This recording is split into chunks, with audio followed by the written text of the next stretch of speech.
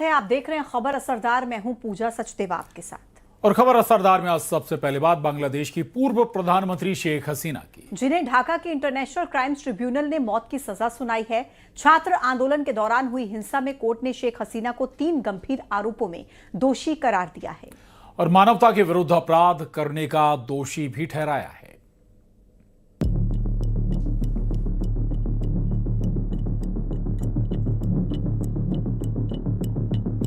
पहले विद्रोह के चलते बांग्लादेश छोड़ा, फिर भारत में शरण ली, बावजूद उसके मुसीबतें कम नहीं हुई। अब बांग्लादेश की पूर्व प्रधानमंत्री शेख हसीना को मौत की सजा सुनाई गई। शेख हसीना के खिलाफ ये फैसला ढाका की इंटरनेशनल क्राइम्स ट्रिब्यूनल ने सुनाया। शेख हसीना को इंटरनेशनल क्राइम ट्रिब्यूनल्स ने हत्या के लिए उकसाने और हत्या का आदेश देने का दोषी माना है। ट्रिब्यूनल ने उन्हें जुलाई 2024 के छात्र आंदोलन के दौरान हुई हत्याओं का मास्टरमाइंड माना है। शेख हसीना के अलावा ट्रिब्यूनल ने दूसरे आरोपी और बांग्लादेश के पूर्व गृह मंत्री असदुज्जमान खान को भी 12 लोगों की हत्या का दोषी मानते हुए फांसी की सजा सुनाई है। वहीं तीसरे आरोपी और बांग्लादेश के पूर्व आईजीपी अब्दुल्ला अल ममून को 5 साल के जेल की सजा सुनाई गई है। ममून हिरासत में है और सरकारी गवाह बन चुके हैं। कोर्ट ने हसीना और असदुज्जमान कमाल की प्रॉपर्टी जब्त करने का आदेश दिया है।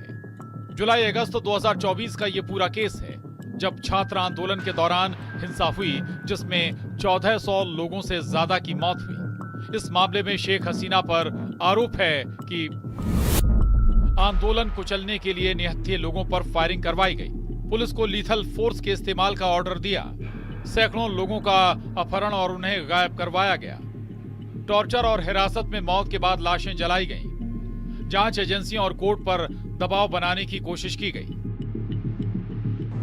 We have decided to inflict her with only one sentence, that is sentence of death.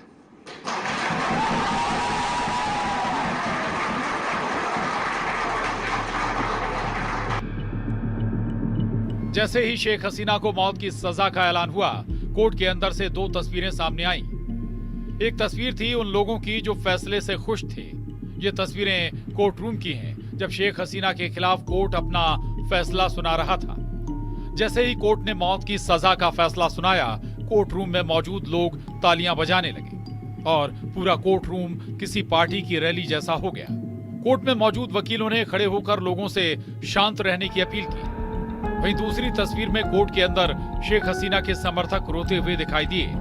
मौत की सजा का ऐलान सुनते ही कोर्ट रूम में मौजूद शेख हसीना के समर्थकों की आंखों से आंसू निकल गए। शेख हसीना के अलावा पूर्व गृह मंत्री असदुज्जमान ने 5 अगस्त 2024 को तख्ता पलट के बाद बांग्लादेश छोड़ दिया था। दोनों नेता पिछले 15 महीने से भारत में रह रहे हैं। अब कोर्ट के फैसले के बाद बांग्लादेश की मौजूदा मोहम्मद यूनुस सरकार ने भारत से शेख हसीना के प्रत्यर्पण की मांग की है। वहीं शेख हसीना ने कोर्ट के फैसले को राजनीति से प्रेरित बताया है। Bureau report, news 18। और बिहार विधानसभा चुनाव में करारी हार के बाद भी तेजस्वी यादव नेता प्रतिपक्ष बने रहेंगे और तेजस्वी के नेतृत्व में ही राष्ट्रीय जनता दल आगे बढ़ेगा, ये तय हुआ है राष्ट्रीय जनता दल की समीक्षा बैठक में।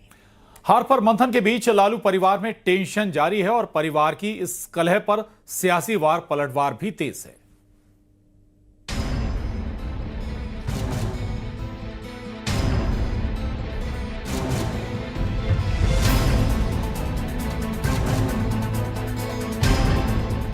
बिहार में करारी हार के बावजूद आरजेडी का तेजस्वी यादव पर भरोसा कायम है। चुनाव परिणाम के बाद बुलाई गई समीक्षा बैठक में तेजस्वी यादव को एक बार फिर से सर्वसम्मति से नेता प्रतिपक्ष चुन लिया गया। बैठक में अपनी हार पर मंथन से ज्यादा वोट चोरी का मुद्दा गूंजा। आरोप एनडीए पर वोट खरीदने का लगाया गया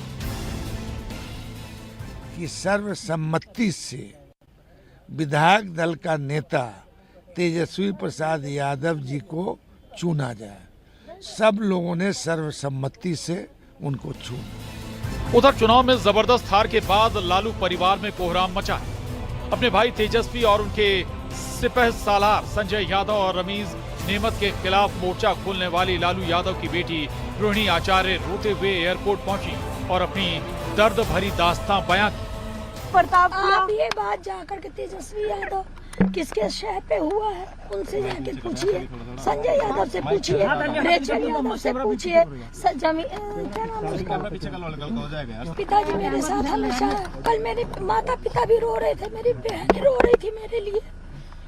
मुझे भगवान ने मुझे सौभाग्य दिया कि मुझे मेरे इस तरह के माता पिता मिले जो मेरा हर समय मेरा साथ दिए। मुझे बस इतना ही कहना है कि भगवान ना करे कि आप लोग के भी घर में कभी मेरे जैसी बहन बेटियां हो। जिस घर में भाई हो, भाई लोग का ही योगदान होना चाहिए। काहे सारा बलिदान बेटी लोग दी, और जब बेटी कुछ सवाल पूछे तो आप बोल दीजिएगा कि अब ससुराल में जाओ, तुम्हारा शादी हो गया है। हाँ? हालांकि अब लड़ाई इससे आगे बढ़ चुकी है। रोहिणी के बाद लालू यादव की और 3 बेटियां रागिनी, चंदा और राजलक्ष्मी भी पटना छोड़ चुकी हैं। ये सब गुंडा क्रिमिनल है। ये सब सोना, अफीम, गांजा, भांग बेचने वाला क्रिमिनल मर्डरर सब है। असलहा ढोने वाला को सबको घर में बिठा लिया है। इसको ज्ञान है, इसको भी फंसा देगा सब। तेजस्वी को ही सब फंसा देगा। मुख्तार अंसारी था ना जी, उसका साड़ू भाई का भाई है वो, जो यहाँ जो रोहिणी नाम ले रही है। लालू के सामने बेटियों के साथ हो रहे इस व्यवहार को लेकर जेडीयू और बीजेपी ने सवाल उठाए। लालू जी, राबड़ी जी लाचार हो गई हैं। कौन है ये रमीज? सवाल इस बात का है, हिस्ट्री सीटर है। कैसे लालू जी के घर में रह रहा है? ये गुनाहगार कौन है ये, जिस पर 10 या 11 आपराधिक मामले हों, जो जेल की यात्रा करके आया हो? वह राष्ट्रीय जनता दल का चुनावी प्रबंधक है। रोहिणी आचार्य एक बेटी है, एक महिला है, एक माँ है, और अगर उस परिवार में उसका सम्मान नहीं है तो लालू जी और राबड़ी जी जरूर इस बात पर संज्ञान लेंगे, ध्यान देंगे कि उस परिवार में बेटी को जो अपमानित करने का काम कोई तीसरा आदमी करे, हमें नहीं लगता है लालू जी इसको सहन करेंगे। उधर बीजेपी इस मुद्दे पर लालू परिवार को घेर रही है। केंद्रीय मंत्री गिरिराज सिंह ने कहा कि पीएम मोदी ने पहले ही कहा था, चुनाव के बाद लालू परिवार ही बिखर जाएगा। चुनाव के बाद लालू जी का परिवार ही बिखर जाएगा। और जब कोई पार्टी परिवार की पार्टी हो जाती है, परिवारवाद को अब लोकतंत्र में खत्म होने का समय आ गया। बिहार में हार और लालू के परिवार में दरार और उस पर सियासी वार पलटवार जारी। इस बीच एनडीए में जश्न का माहौल और भव्य शपथ ग्रहण की तैयारी शुरू हो चुकी है। Bureau report, news 18।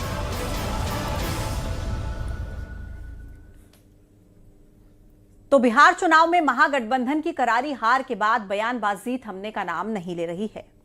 Akhilesh Yadav ने बिहार में हार को बीजेपी की वोट चोरी से ऊपर वोट डकैती बता दिया, जिस पर डिप्टी सीएम केशव मौर्य ने पलटवार किया है। कहा है कि राहुल अखिलेश कितना जोर लगा लें, लेकिन अब बीजेपी को नहीं हरा पाएंगे। रिपोर्ट देखिए।